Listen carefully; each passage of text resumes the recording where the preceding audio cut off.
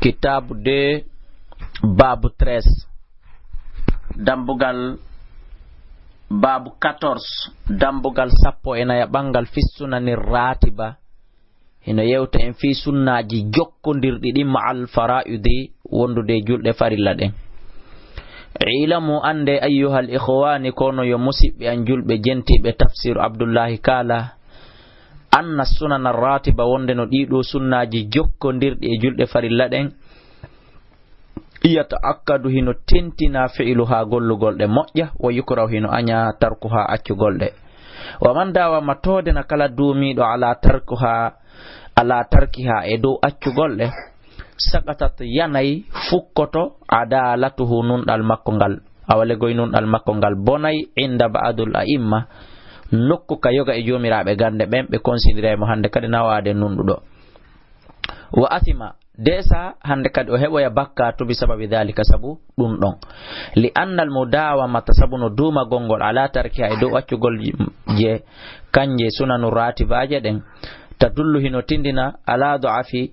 e dowlugol fi dinihi ender dina makko kan wa adami e wasegol mubalatihi wattugol haqqille makko den e dina makko kan wa jumlatu sunanu dendanangal sunnaje den arrawatiba jokkondirde den dendanangal majje de fop majje wa jumlatu sunanu rawatiba moɓondirande total sunna rawatibi yeden 10 raka'atin ko de darde sappo wa bayanuha bangandu e majje on kattali ko wan woni ardirde doni jente moƴƴa nanon musibbe an julbe jentibe tafsir on fiyo en waawu andude ɗeɗo sunnaje ko wagutu kala wagutu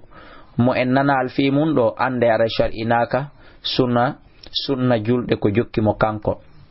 kala kanan den do julete adi wagutu on tel ma julete ba wagutu on tel hunjoden rakatani darde didi qabla zuhur ko adi julde fananden wa inda jam'u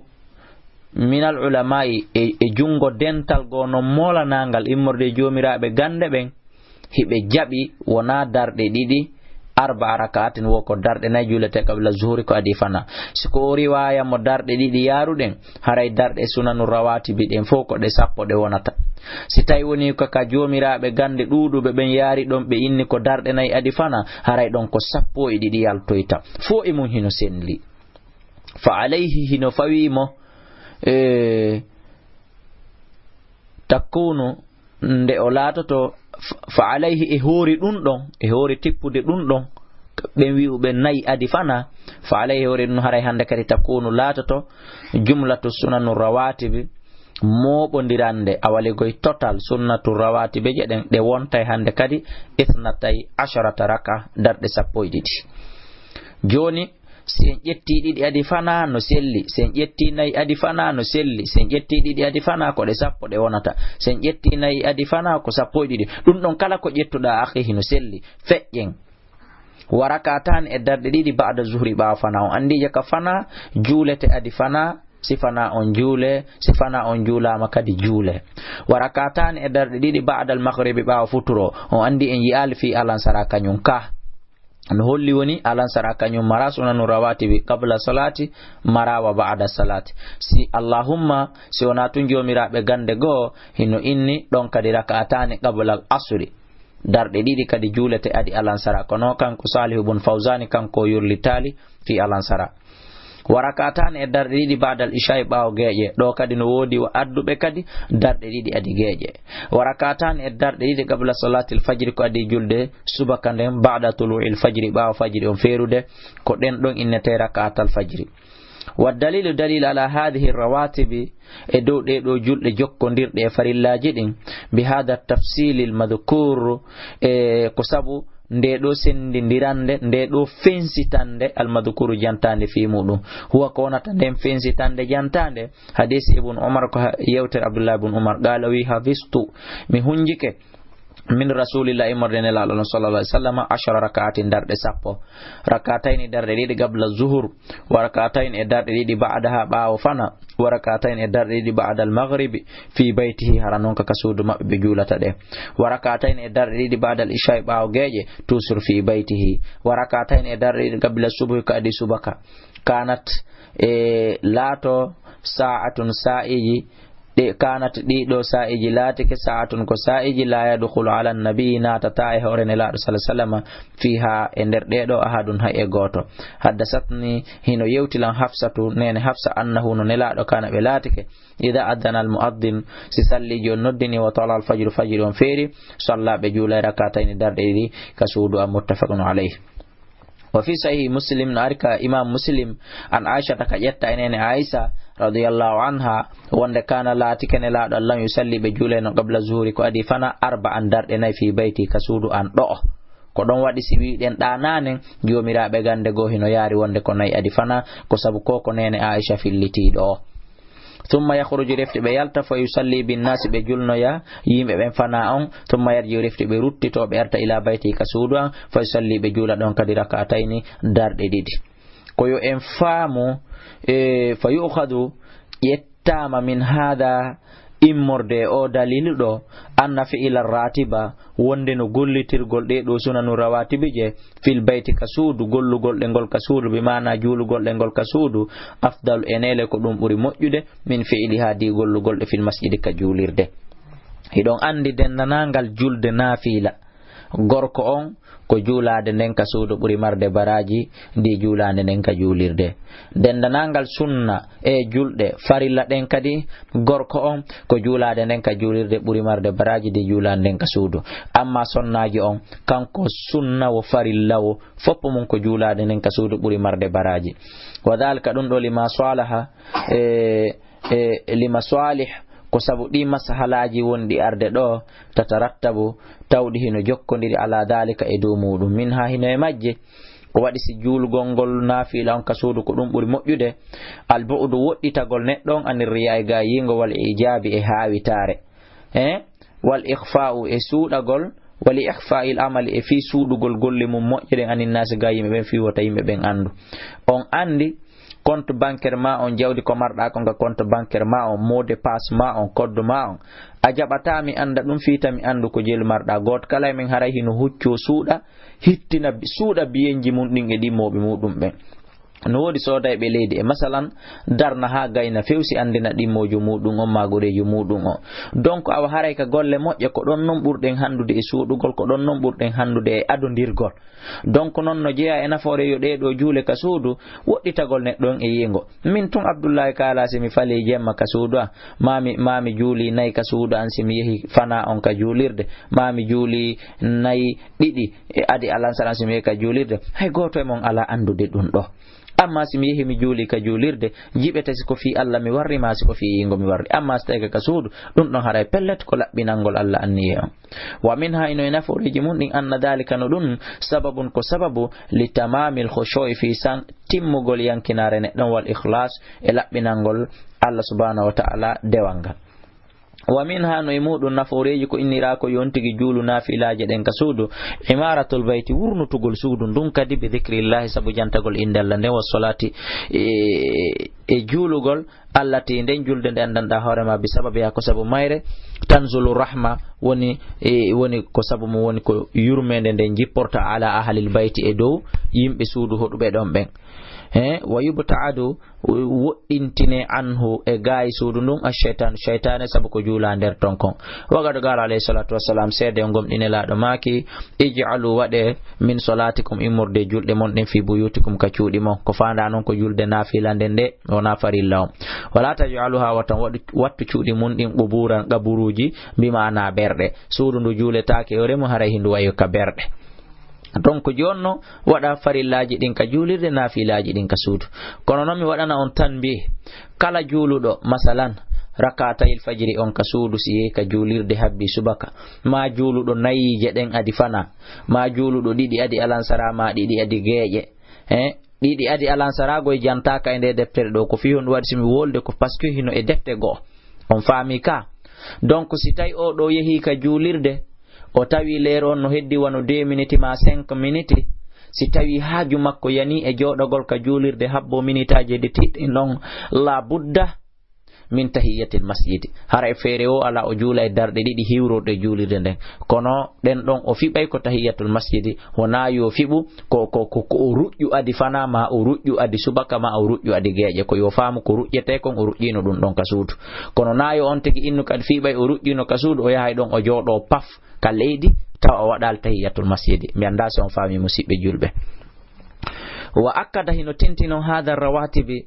ɗeɗo julɗe jokkodirɗe hino ɓuri tentude e majje no ɓura tentinede e majje rakatal fajiri ɗeɗo darɗe ɗiɗi ruƴƴeteɗe si subaka o juule li qawli aishata sabu mako nena aicha radiallahu anha lam yakun nabi la taki annabaji allah sallah sallam ala shani dow hay e hunde min annawafil immorde nafiraji ɗin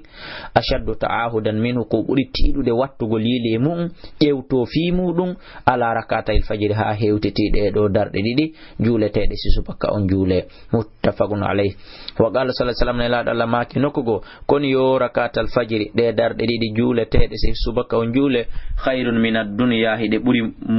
moƴƴi ɓuri aduna on fof wama fiha e ko woni kon e nder aduna on ولهذا كسبون دو كان لا تر النبي صلى الله عليه وسلم يحافظ عليه ما همورينو تنو ايدي درديدي وعلى الوتر e hore witiri den kadi himoreno tono e de o appli kadi o tottade fil hadari ka o tawa ka suudu makko wa safari e ka hore voyage makko accatano de few wa amma ma ada rakatayil fajri amma ko tawata wona rakatayil fajri jeden wal witri e witiri den min rawati bi immorde julde rawati baaje den sunnaji hedditidi din fop falam yanqul eggaka anin nabi ko yetta nabaji sallallahu alaihi wasallam annahu no kanko salla o juuli ratibatun e bi maana sunanur rawatibi fi safari kan foyasi mabbe ghayra sunnatal fajr siwana de do rakata yilje adi subaka wal witri ne ko de do sunnaji didi tum egga awale goy hunja awale goy yi amandita wonde ne laado juuli e hore voyasi mabbe ka voyasi ko hay nafila on be duyta e ko hay farilla on be den andi be duytay juuleteɗe nayi ɗen fof ko ɗiɗi ɓe juulata am wona fere makko wiyete kon nafila wa qala ibnu umar abdullah ibn umar maki lamma su'ila tumande o landano an sunnati zuhri fi sunna nayi juuleteɗe adi fana e ɗiɗi juuleteɗe adi ɓaawo fana fi safari ko voyage ɓaawo juuli fana o wattali ɗen ɗon o landa kon ɗum haɗi o juulaɗe qala wi law kuntu harami laatinoke musabbihan miɗo waɗayno nafila si tawi mi laatike miɗo mari tan miɗo mari hettare miɗo mari cellal miɗo mari mbawdi fi juulugol nafila laatmamto mi timminayno farilla on taw kono yi hay farilla on ko darɗe ɗiɗi mi julbi mana ko andingolɓe ɗen ɗon hino yaafa ka voyage wa qala ibnu qayyim rahimahullahu wa kana latika min hadihi no jeeya e tindinale no jeeya e peewal ne laaɗo Allah sallallahu alaihi wasallam fi safari ko voyage mabɓe alegiti sar rabbin ɗingol alal fardi e dow julɗe farilla ɗen walam yuhfaz hunjaaka anhu e makko annahu no kanko salla o juuli sunnata solati sunnaji julɗe ɗin qablaha ko adi julɗe ɗen wala ba'daha wona ɓaawo julɗe ɗen illa ma kana min al witri so wona konko laati witri nden wa sunnatul fajri e sunnatul fajri on wa sunnatu sunna on takfifun ko foygintinte ɗum wasannahu kan afwan wasannahu wasunnahu sunnaje majje on kanje rakatal fajri on wasunnahu sunnaje majje on takfifun ko foygintinte ɗum rakatal fajri ɗeɗo darɗe ɗiɗi ruƴƴeteɗe si subaka on juule par ce que woɓɓe go mo famali dina o yahay o tinno ka duwaka tinnede hande kadi wontanamo bakkatu ka wi'ayo yawne ko ya yawnu ka wi'ayo neɓine ko ya neɓin rakatayil fajiri jeɗe wona suratuji juutuɗi yettete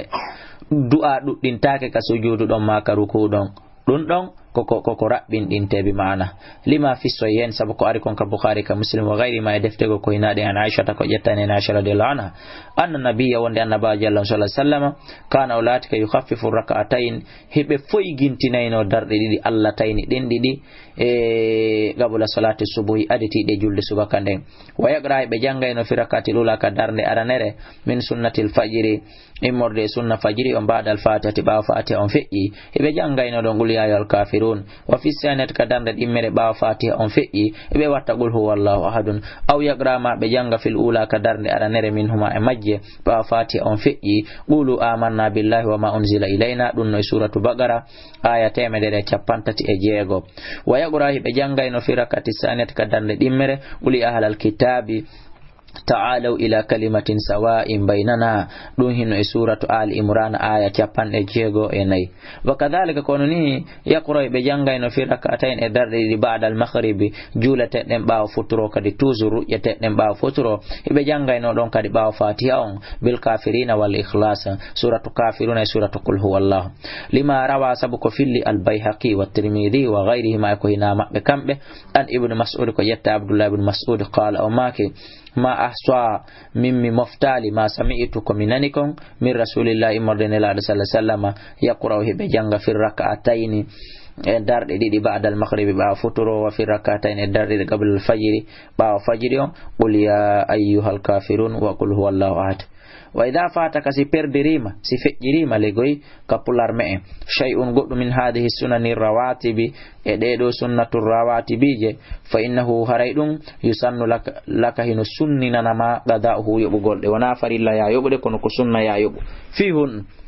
وكذا كون إذا فاتك صفات ريما كذا الوتر وتر من الليل جمع فإنه رأي كدي يسن لك إن سننا ما قداه يبغون في النهار نيالور ما فيهن لأن سبحان الله صلى الله عليه وسلم قد بيبرك أتي الفجر دار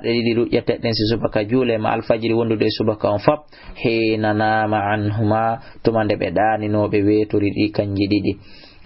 wetorgol mabbe gol dum hino mari qissa on nodday ka numéro téléphone 67 60 5309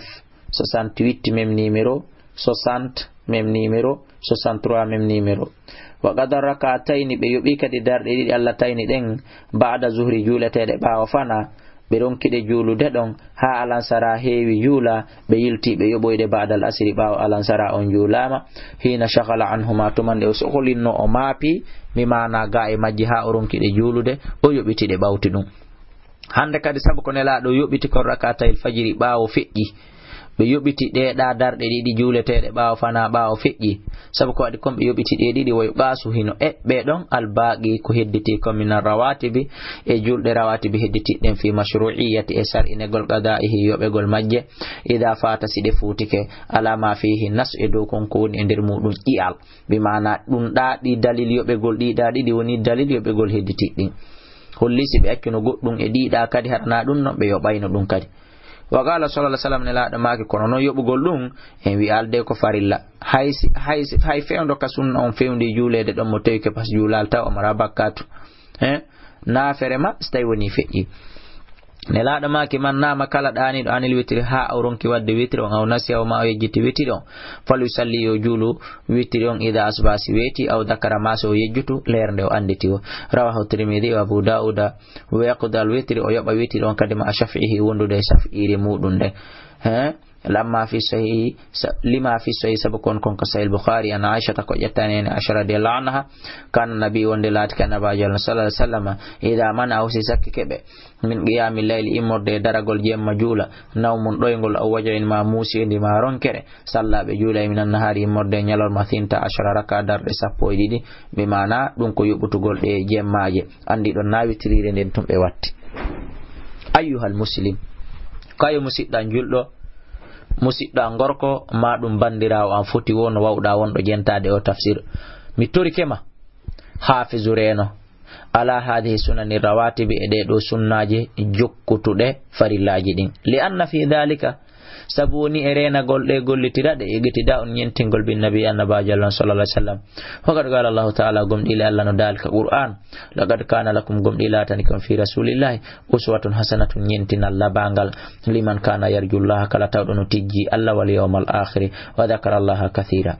وفي المحافظة ونيكد إرينا قل على هذه السنن الرواتب إدو دو سناجي جوكتو دي أيضا كدي جبر والكغل لما يحصل سبكونكو هبي في صلاة الفريدة جلد فريلاندين من نقص إمر دي دويتا قل والخلال إسورتا قل عندك كدي كلا نافيلا كو وقدا أدي وقتو ما با وقتو ستاي هورتي وقتو نمانكي كل نون يتتي والكري وقتو wal insanu neɗɗo olle mu'arradun ko weɓetiɗo lin naqsi fi ɗuytugol wal khalal e surtugol wa huwa kanko neɗɗon bi hajatin himo hatton jini ila ma yajubaru bi faade ko hoɓɓitorta ɗum ɗo faade ko walkirta ɗum ɗo konko bima faade ko walkirta ɗum naqasahu konko ɗuyti fala tufrit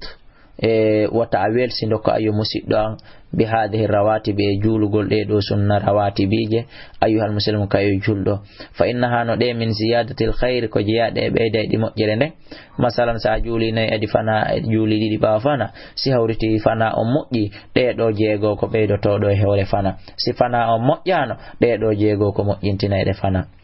alladi nden moƴƴere nde andanɗa hoorema tajiduhu atawoyay ɗum inda rabbika ka joomi ma wuɗata ñolata wujjetake perdata wa hakada ko wonani kullu faridatin dendanangal farillaji ɗin li yushra'u la yushra'u wallahi no shar'ina ila janibiha takko makko kanko farilla on nafilatun nafula min jinsiha wawɗo no o wayi noon kanko farilla on ka faridati sala wono farilla julde nden wa faridatu siyam e farilla korka kan wa faridatu zakati wa faridatul hajj kullu min hadihi alfara'id dandanangal ɗi farillaji ɗi kontuɗen ɗo yushra'u hino sar'ina ila janibiha takko majji nafilatun nafila min jinsiha wawɗo no kañum farilla on wayi noon